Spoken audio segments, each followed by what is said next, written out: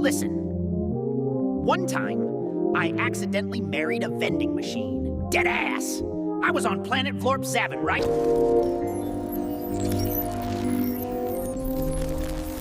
The machine lights up, starts talking to like, "Do you take me as your lawfully inserted partner?"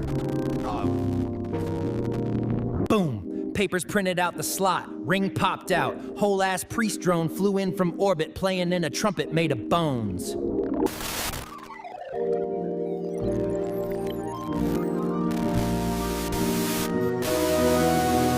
Man, we were married for 6 cycles. Had 3 kids, all soda cans with abandonment issues. One of them tried to bite me during therapy.